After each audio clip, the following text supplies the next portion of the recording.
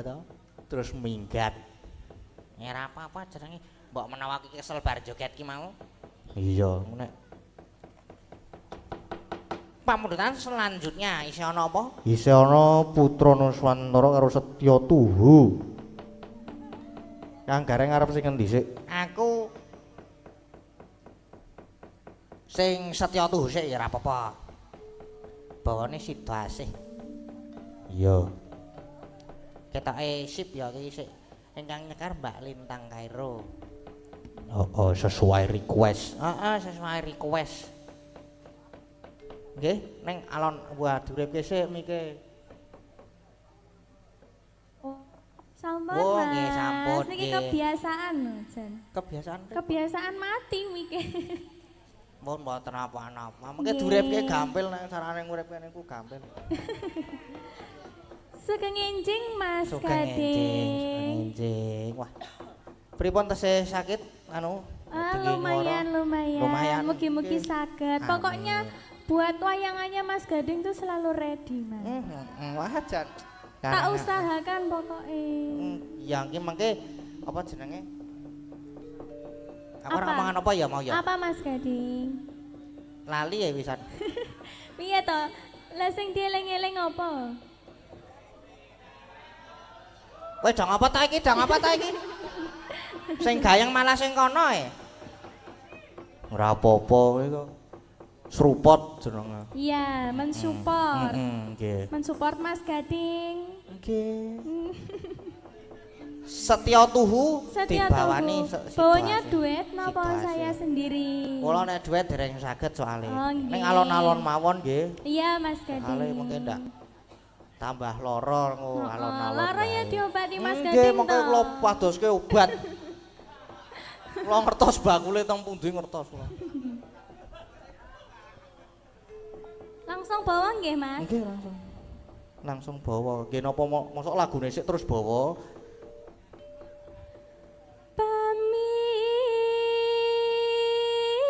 Pamintaku Tak kira mau terus. Gunung Galunggung. Nimasita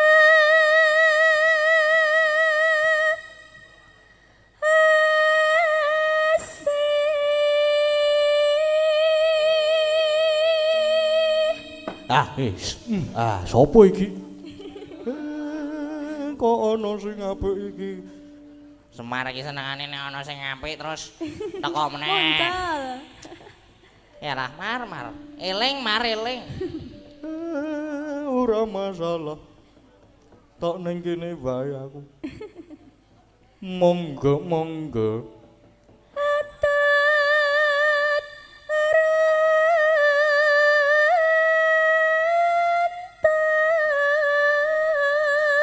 runtut tansah rerun tungan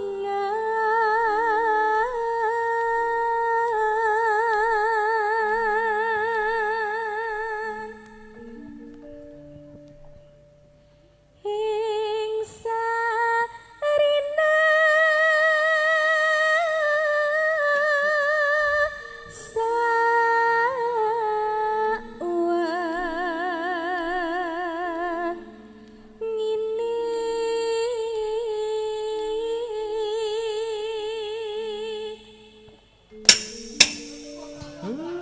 Kuwi cakepane dirungokke. Ora do kriyap-krisip wae. Cek isuk kok ya marai kaget to Mas Gading. Bentos melek meneh. Rang bar mangan bakso. Datan kinggang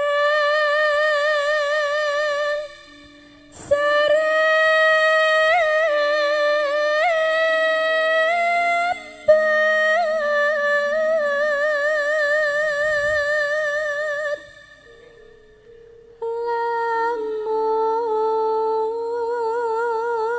lamun atoh caket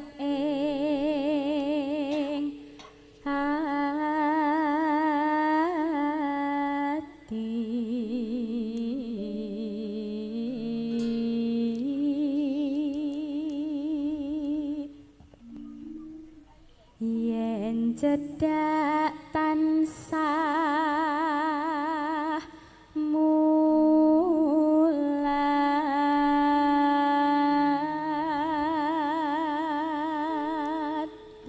Yen cedhak tansah melet mulat. mulat sida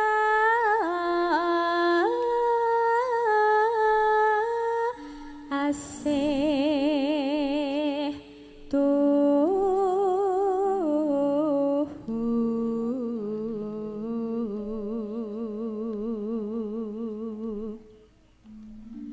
Pindo mimi lan min tuna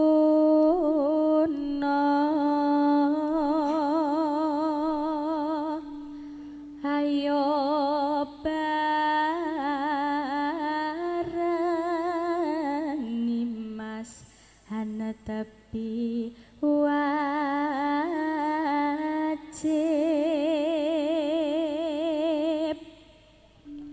sida asih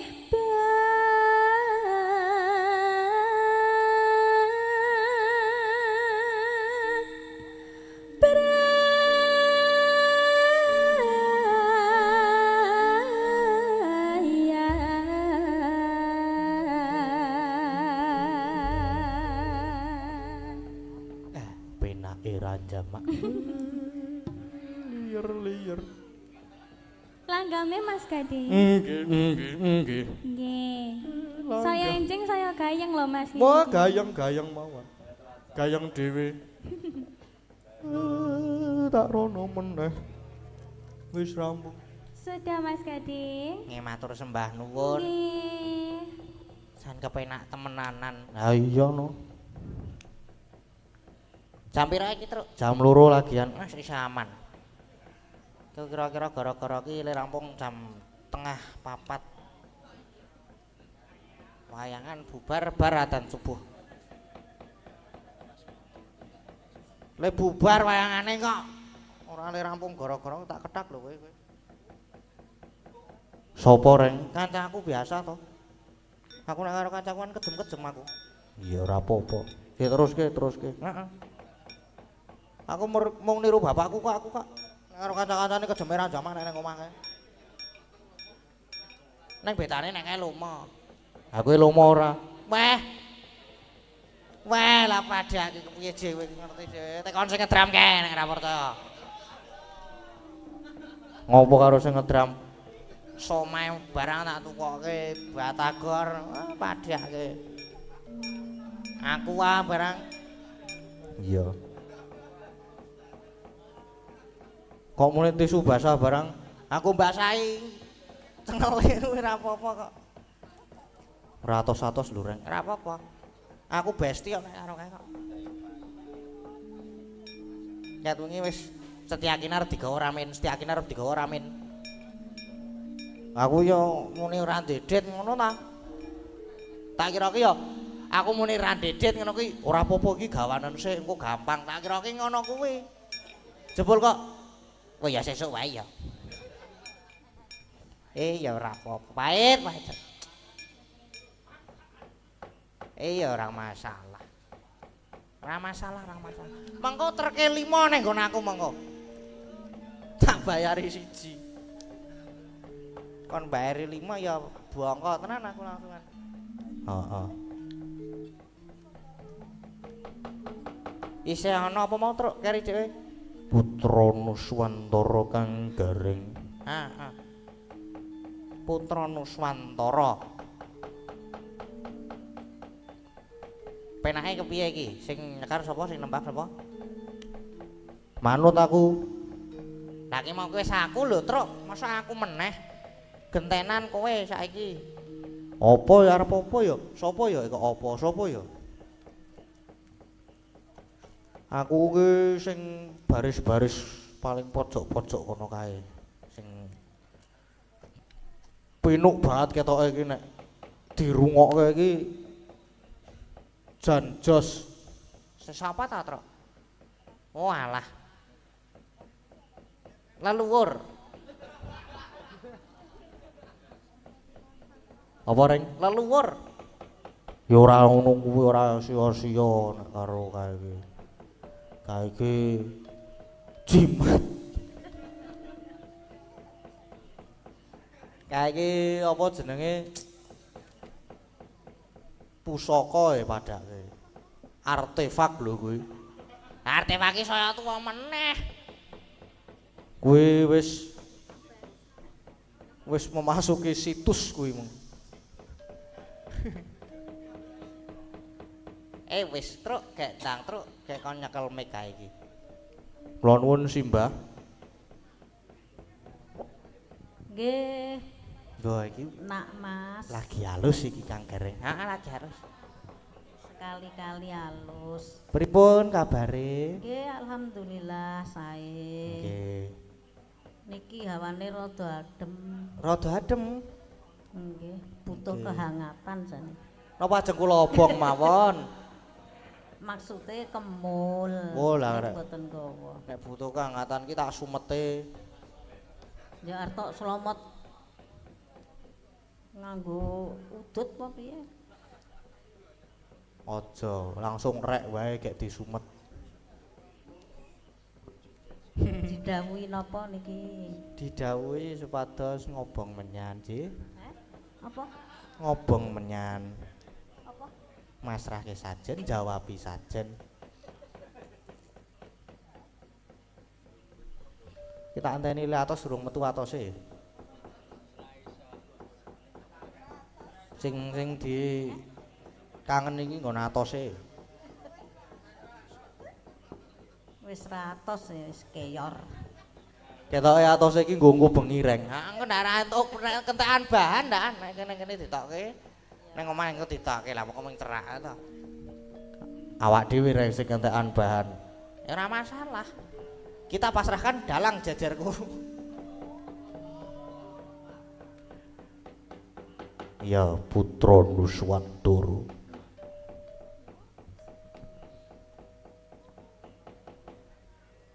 Dibawani. Pokoknya aku arep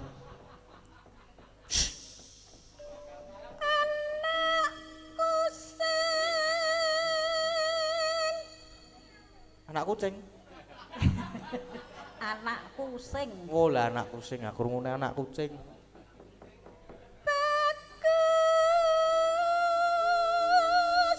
Pakus. Bagus. Oh bagus.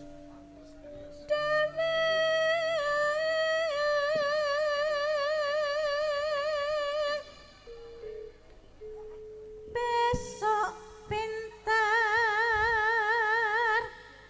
sekolah.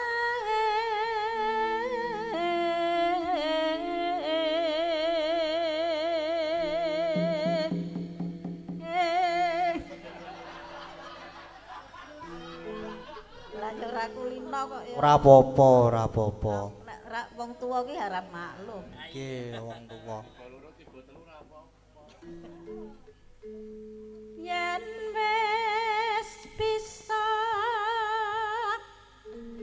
nyambut gawe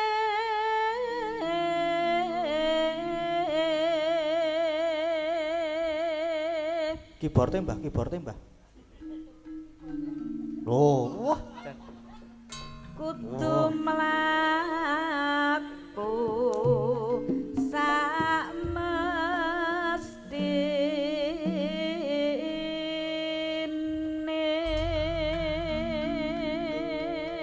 Wah.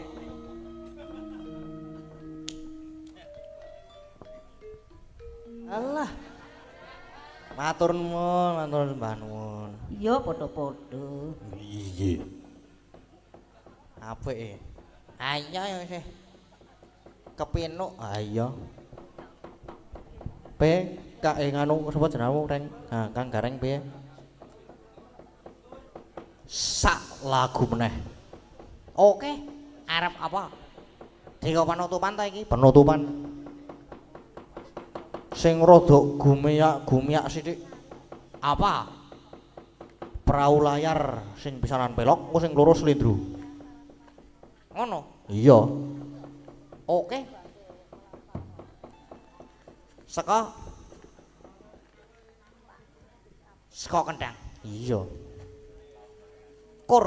Kur. Pelok terus pindah slendro. Iya.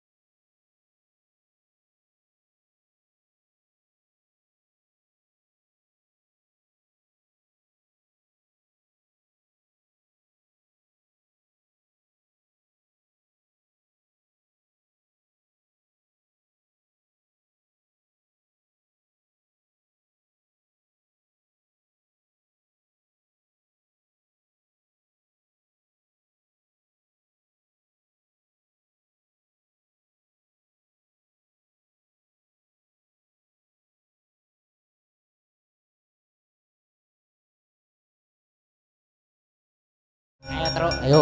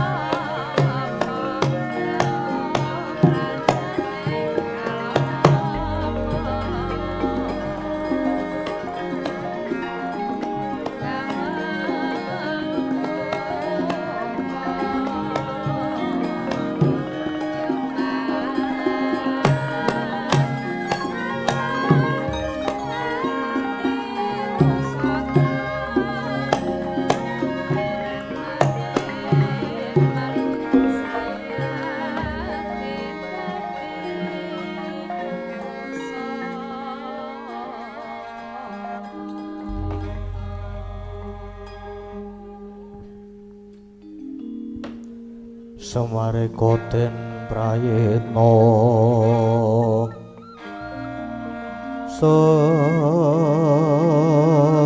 semuriris eko bali titione gandayani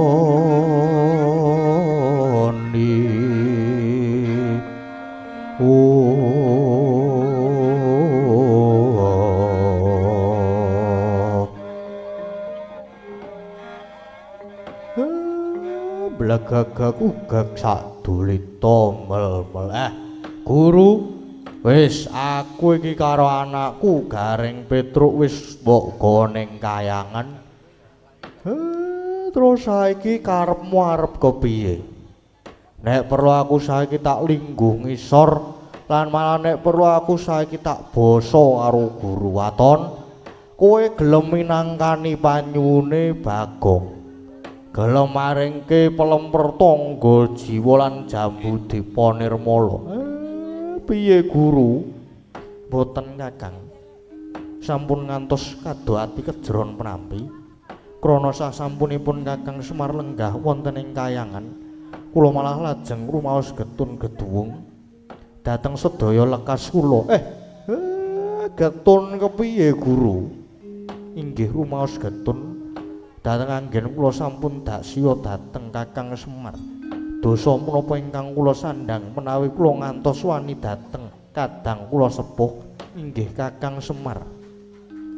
Pramila Kakang, saestu kanthi tulus lair batos kula nyuwun pangapunten dhateng sedaya kalepatan kula nggih Kakang Semar. Kuwi apa tenan Guru?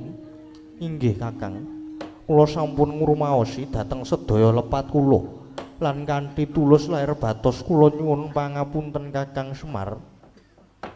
Ya wis wis lumrah sing jeneng sedulur ki terkadang kuwi sok gelut, kuwi sok congrah. Lan gandeng kowe wis nglegono marang kaluputanmu, ya wis tak apura. Wis tak apura ora dadi ngopo Guru. Matur nuwun Kakang. Gareng lan kita Petruk ulun wis luput, ulun mundhut pangapura ya nala Gareng lan Petruk. Inggih. Sampun boten dados menapa pukulan. Kula nggih nyuwun pangapunten dening ngantos pasurayan kaliyan para dewa. Nggih pukulun. Kula yen lepat nggih nyuwun pangapunten. Guru, nek ngono iki mengko Bagong bakal tok paringi pelemper tangga jolan jambu dipa nirmala. Bab menika mangke gampil Kakang Semar. Nanging kangge nebus sedaya lepat kula, malah menika Kakang Semar nala Gareng lan Petruk badhe kula sugata supados ngraosaken pelemper tangga jolan jambu dipa nirmala. Monggo mangke dipun dhahar Kakang Semar. Ya tak trima Guru. Nala Gareng lan Petruk, iki mongko malah arep disuguh pelemper tangga jiwa lan jambu dipa nirmala. Kowe ya dikeparengake melu ngrasake. Waduh, Truk. Awake dhewe ya melu disuguh pelem karo jambu. Wah, ya ndah enake kaya ngapa ya Reng ya disuguh daharane para dewa iki.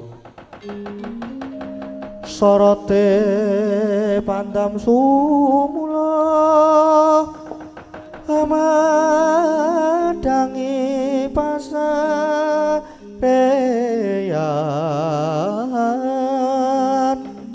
ngenangi wadana ramu-ramu kalingan hangrangan sang tiang manangkung sumungkem guling sang agung lerepa baboe maneman peraten tek branto kula kadah ronte Bathara Indra mara gagi jupuken pelemper tangga jiwa lan jambu dipa nirmala. Ingkang nalika mau wis ulun cawisake jupuken enggal aturna Kakang Semar murih enggal didahar. Inggih ngestakaken dawuh Rama Pukulun inggih. Alon-alon lho Guru, inggih Kakang Semar.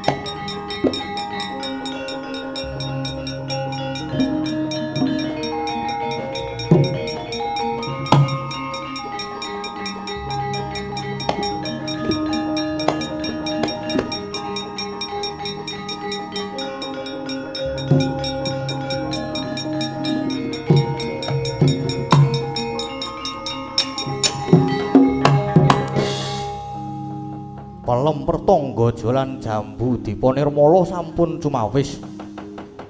Praita lan waspada Kilura Semar Badrana ing batos sampun prisa bilih pelem lan jambu menika sampun diiseni wisa racun lan guna desti. Parantine kangge nglegani lan nyobi dhateng Sang Hyang Jagat Girinata. Kilura Semar Nara Garing lan Petruk tetep sami dahar pelem lan jambu dupi kadahar. Awit saking dayaning wisa racun sakala sairane sami ndrodhok semrepet manone plak Kapidara sami datan enget Purwaduksina.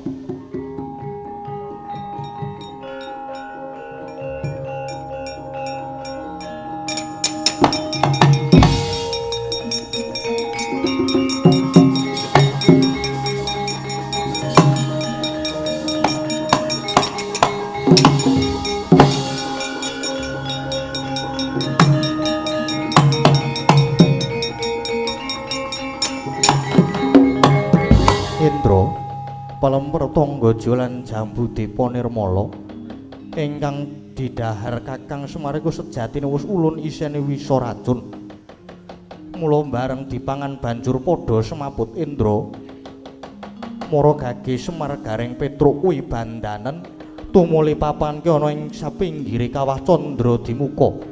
Samangka ulun dhewe ingkang murba lan ulun ingkang nyemplungake ana ing kawah inggih saha Gendhawa Rama Pukulun.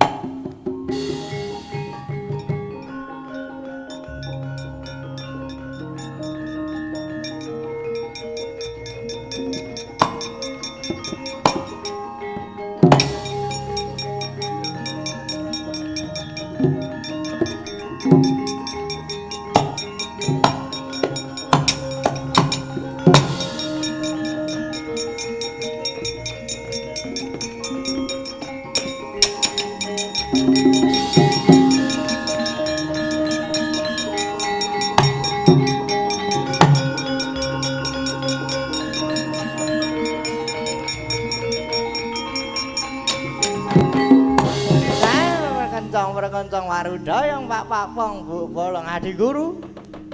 Ya mana saya ora karu-karuan. Kula niki wau jane ningali saking katembian lan nguping dhateng rembakipun Adi Guru.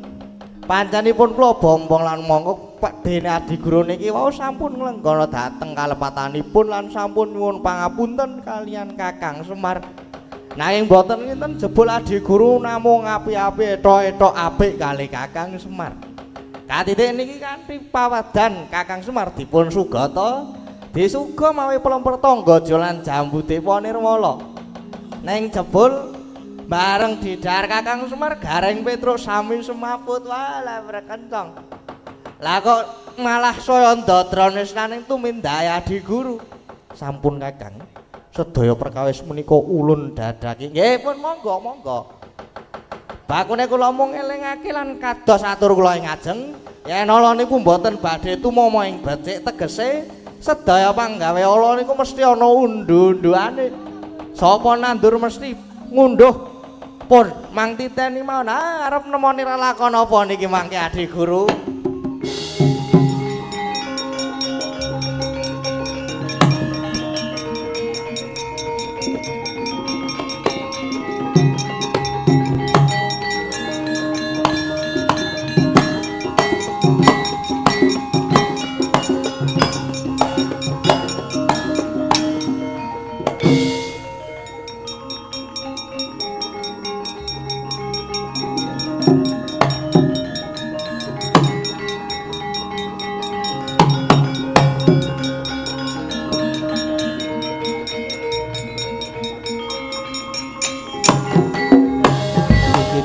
Ulun Arjuna inggih Pukulun. Munggah ana kayangan inggih badhe mbelane Punakawan Bagong. Kok jeneng kita ora basa marang ulun, ora perlu basa-basa nggo ngapa. Basa daerah apa? Ora perlu. Sing baku aku munggah ana ing kayangan iki mung arep bebela karo Punakawan Semar Garing Petruk Bagong supaya njaluk apa jenengane pelemper tangga jiwa karo jambu tipe nirmala karo jambu alas kulite ijo nulungkun dhisik mengko dhisik Arjuna ora sakakean mengko dhisik gelem menehke jambu alas karo pelem madu apa ora nek pancen ora gelem apa kowe wani marang lereteking jagat anu lananging jagat Raden Arjuna Sasrabawa ora wani sebab apa yen pancen wani gage Patenono Raden Arjuna Patenono bulun Patenono pancen wani ayu gulat boxing ya wani apa arep tembak-tembakan aku ya wani boxing apa arep smackdownan wani aku ayo Bathara Guru aja mung meneng wae guntur geni guntur angin Tampanono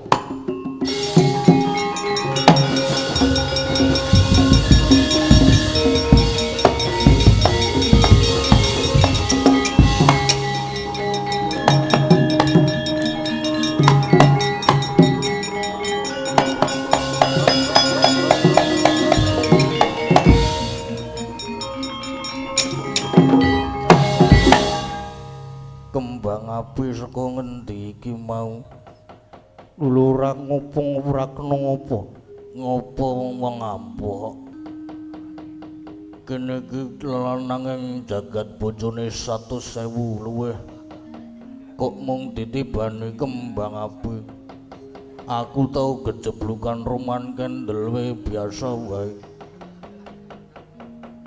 yen mangkono Cis Trisula Tampanono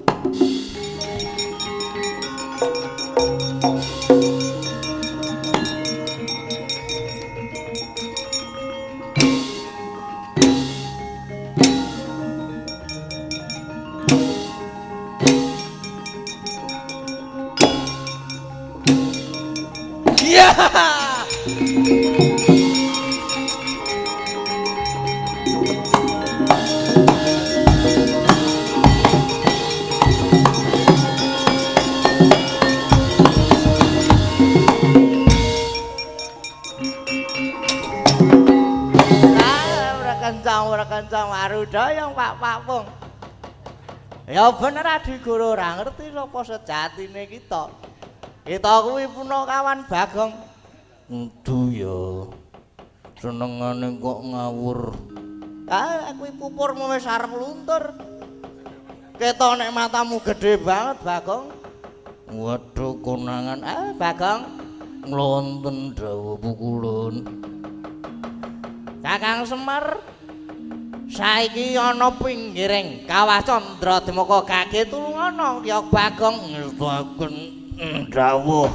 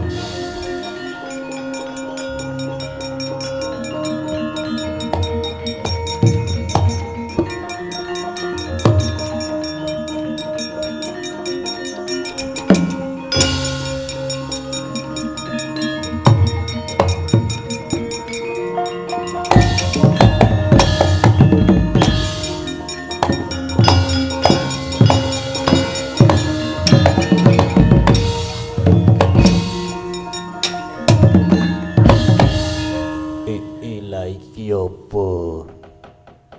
Kakang Semar. Kakang Semar ana maling. Kakang Semar tangi Kakang Semar.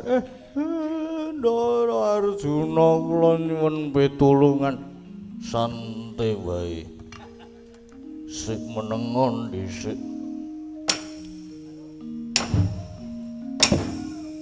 Wis tak wari dadi bebandamu.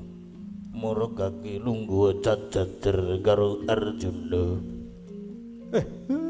Ngaturaken sumul sama bumi kula Wanjadara. Iya tak tampa Semar. Nala garing Petruka iso tekan kene. Kula namung diajak kalian apa jeneng akehne Semar niki Ndara. Mbok dimatke sik to, Reng. Ki lho sawangen kaya sapa? Oh alah. Kok iso ya truk ya? Mbok aku ya ora ngerti, enggak habis pikir aku yan karo kae. Enggak habis pikir aku yan. Petruk aja sembrono. Tak surung ketemplung kawah kowe. Nggih, mboten Ndara, mboten. Kakang Semar. Pripun Ndara? Iki mau aku gulat karo Bathara Guru. Banjur Bathara Guru namake Guntur Geni Guntur Angin Guntur Ketut. Mbot ora tumomo banjur namake Cis Trisula. Namake Cis Trisula ya ora tumomo banjur melayu Bathara Guru melayu merdoning Marcapada ora urung mung njaluk pitulungan marang kadang-kadangku para Pandhawa klebu Koko Prabu Kresna. Ditututi.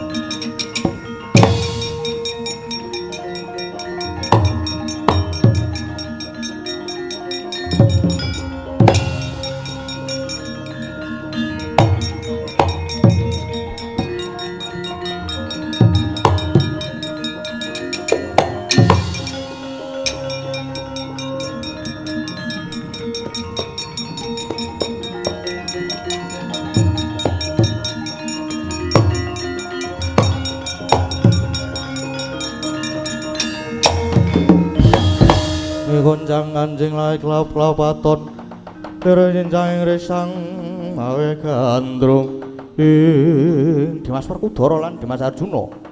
Mulane sawetara suwe Kakang Semar lan Punaka Anurasiba caos kabar sing tak tampa jebul kalenggan iki Bagong duwe gegayuhan ya kuwi bakal mbangun desa. Wah. Yen kuwi pancen sing dadi pawadane wis ora dadi ngopo. Malah nek perlu ayo dibantu sautuhe. Ngeling ana wis ora iso diitung kabeh lelabuhane Semar lan Punakawan tumrap para Pandhawa. Inggih Kuku Prabu, kula inggih badhe mbantu dhateng sedaya kabetanipun Bagong anggenipun badhe mbangun desa mengkono yai. Pancen ya kudu disengkuyung lan dibantu Kaki Kresna ulun tulungana nggih.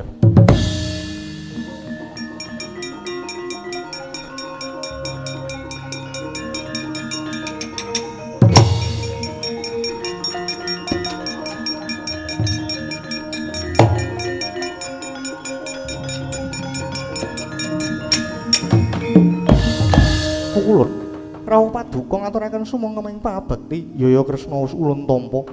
Wah, guru kakekku. Basaku lan sembahku katur Werkudara wis ulun tampa. Kula inggih ngaturaken sembah pangabekti Pukulun Arjuna. Jebul kita banget nggone ngina marang panjenengan ulun. Menapa sebabipun mekaten? Dene paduka Pukulun duka Arjuna Nalika mau jeneng kita sowan ana ing kayangan, malah wani malang kadhak nantang marang panjenengan ulun. Kita uga wis nyepelekke marang ulun nalika mau kita ulun tamani guntur geni guntur angin lan pusaka cis trisula. Nanging kita mboyo apa-apa. Banjur ulun trima mlayu mudhun marca padha tinemune jebul kita malah wis ndhisiki laku. Kita banget ngina lan memirang marang ulun. Kresna, Arjuna kudu diadili. Wah, aku sing ngadili tak ajari Jlamprong.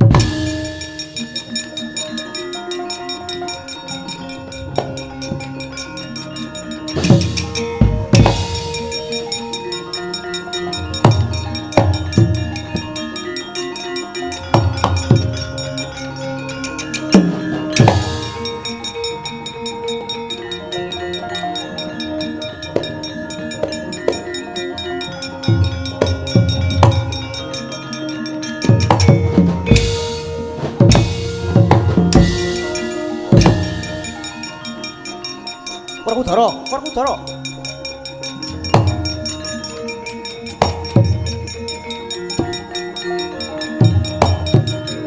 Werkudara.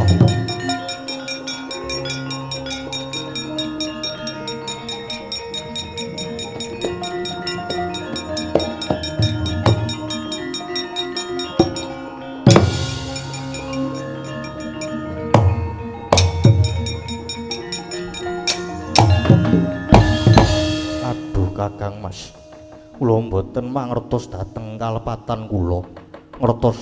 Ngertos nampi duka lajeng dipun jempalani Kang Mas.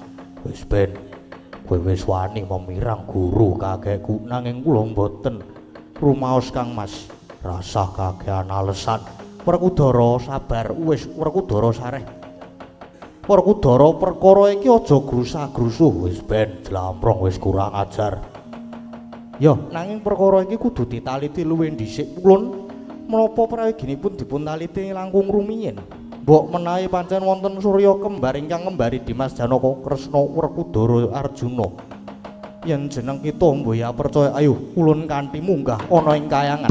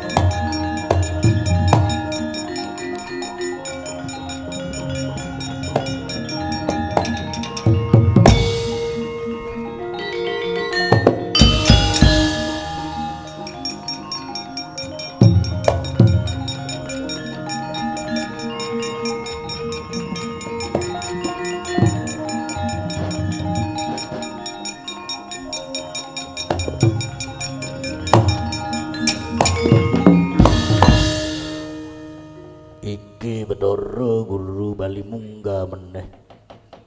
Iki jam pira to iki? Isih iso suwe meneh. Bathara Guru durung kapok mungsuh Raden Arjuna. Werkudara, Ye. Meneng lho Werkudara aja guyu, aja ketawa. Ora. Wah. Jelak sing gede jlamprong sing kono jelampor. Wah, Kakang Mas ampun gumujeng ora.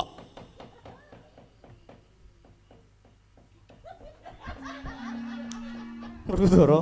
Piye? Aku ora kuat Werkudara, tak madhep ngono ya Werkudara. Ora kuat tenan aku Werkudara, iki ndak guyu terus aku Werkudara. Wah, iya.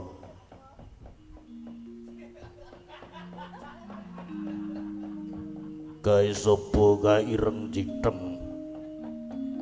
Kae apa drideng Kakang Kuus?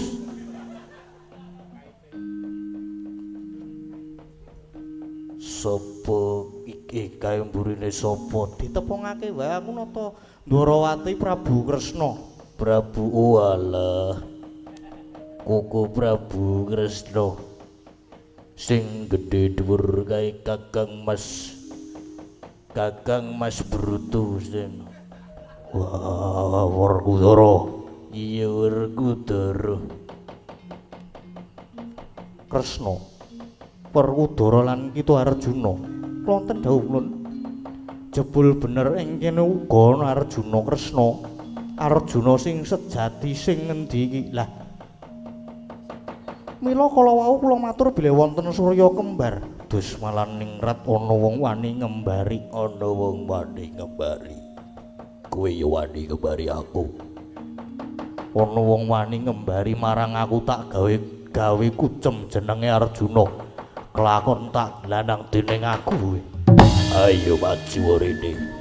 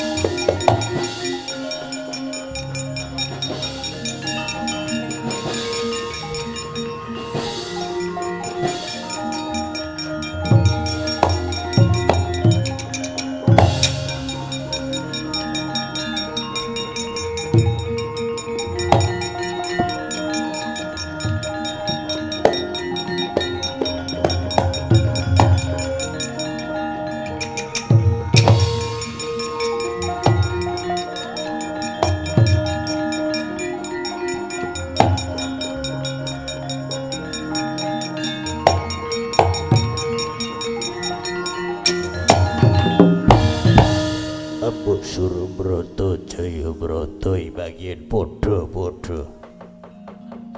Iki ana cah cilik iki sapa iki? Iki sapa iki? Wis kula niku Sanghyang Menang. Oh, iki nyuwun pangapunten Pukulun. Kok kula dereng salin Pukulun? Kuwi dudu. Kuwi agemanmu dhewe. Bagong iki mengke kula salin ning mangke riyin. Pukulun boten nginten jebul paduka pukulun ingkang ngayomi dhateng Punarjuna ingkang sejatosipun menika Bagong. Iya Guru, pancen ulun ingkang ngemongi jagati Arjuna ingkang sejatine iki Bagong. Mula iki mau Arjuna kedadean saka Bagong pancen ampuh merga ulun ingkang ngemongi satemah jagat kita Bathara Guru dadi peteng merga kita Guru pancen luput. Aduh, Eyang Pukulun, kula ingkang lepat nyuwun pangapunten Guru. Bagong Darbe gegayuhan bakal mbangun desa iku gegayuhan ingkang utama. Nanging malah mbok nggo pancatan nggon kita ngendih marang panguwasaning Semar. Guru, coba saiki gagasen nggon ora leren ngreka daya kepengin mateni marang Ismaya. Kuwi nganggo tetimbangan sing kepiye? Eyang Pukulun, krana rumaos sakit raos sing manah kula, selagipun Semar tetep gesang kula mboten badhe tentrem. Guru, yen kita rumangsa keganggu batinmu kuwi, apa Semar ya tau ganggu marang kita Guru? Inggih, Kakang Semar karana Kakang Semar anggenipun ngiring para umat tumuju dhateng ingkang gelar jagat njalari para manungsa sami nglewar anggenipun nyembah dhateng Bathara Guru. Inggih kula menika Eyang. Oh, jeneng kita ki ngaku sing maha kawasa. Ya ngono apa piye? Pangangkah kula inggih panjenipun mekaten Pukulun. Mencek saka waton ya ki kaya ngono kuwi. Kadowane kurang duga, tandang kurang tanduk, candak kurang tunduk. Ki ya kaya kowe kuwi Guru. Sedheng ulun pribadi wae yen ta ingkang dewak-dewake marang ulun, tartemtu bakal ulun candhet merga sifati mung kapinujon. Apa tok kira Sang Hyang menang ramamu Sang Hyang Tunggal? Lan kowe Sang Hyang Guru besok ora ana pengadilan saka Gusti Kang Maha Suci. Guru, yaktine jagat ora ana panguwasa tunggal kejaba mung panguwasaning Zat Kang Murweng Dat. Ya ke Gusti Kang Maha Agung, Gusti Kang Maha Kawasa. Bathara Guru, kula wonten dawuh lekas kita kuluput gedhe. Mula dimen duwe rasa tepa selira, dimen duwe reksa rineksa. Mulat sarira ngrasani ing diri rasa rumangsa rumangsani lir jalma ngilu kaca. Apa prayogane saiki lakone diwalik dimen kita bisa ngrasake kaya ngapa rekasane dadi Semar pinangka dadi pamung. Guru saiki dadi Semar lan Semar saiki supaya dadi ratu-ratu ning dewa lungguh mapan ing kayangan. Aduh, boten Pukulun.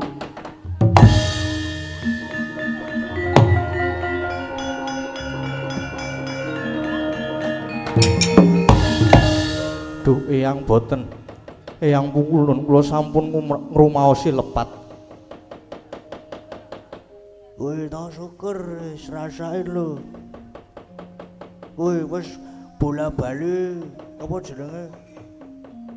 Oh, bola-bali lali aku gantian. Bola-bali dilingke karo Pukulun Bathara Narada ya padha wae. Senengane kok kaya mangkono kuwi. Sesuk meneh aja dibaleni ya, sesuk meneh aja dibaleni. Sesuk meneh rasa dibaleni. Iki bapakmu nendi Bagong? Pak.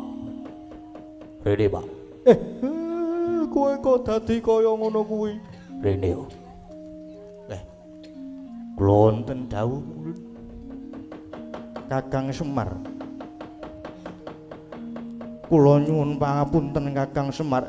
Ya wis ora dadi ngopo, ning aja dibaleni meneh. Terus iki kepiye aku sida entuk pelem karo jambu apa ora? Nek ora oleh tak ngamuk meneh Bagong, kita aja sumelang. Guru, gegayuhan Bagong nggone bakal mbangun desa iku sembadanana. Paringana pelem pertangga jalan jambu Dipa Nirmala. Wis mangsa borong Guru.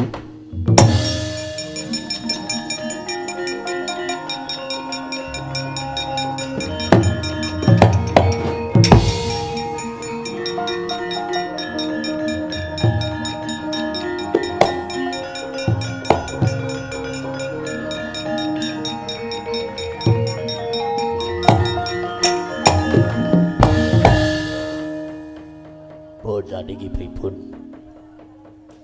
Salen sumuke aku. Bon saniki pripun? Tak tagih saniki. Le maringi pelem ya sing akeh, minimal 10 kilo. Wis cukup kuwi, mengko. Jambune 13 kilo. Monggo nek ora meneh tak wadulke pukulun Sangwang menang. Ya Bagong. Monggo ulun paringi Kakang Semar.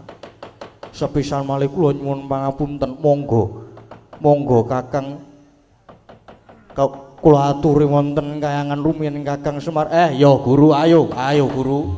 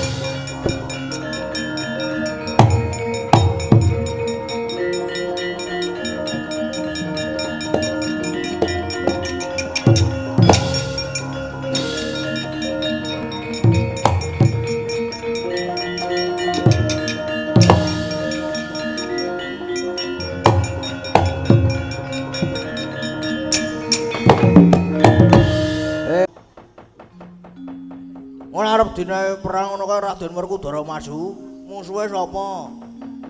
Sing arep jaluk Bagong ora kena bangun desa. Niku sapa ora ana.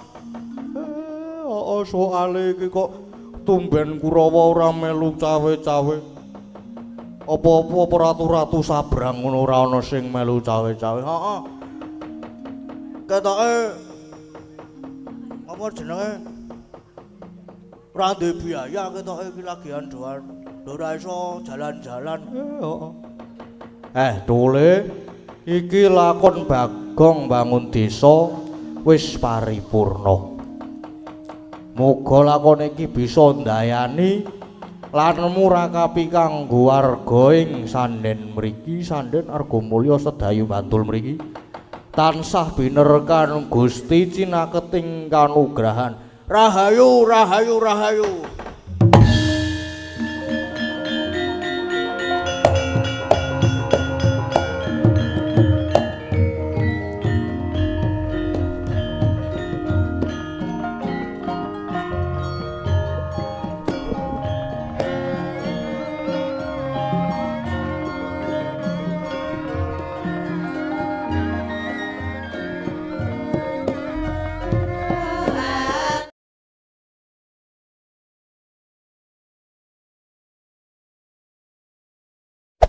Hey there.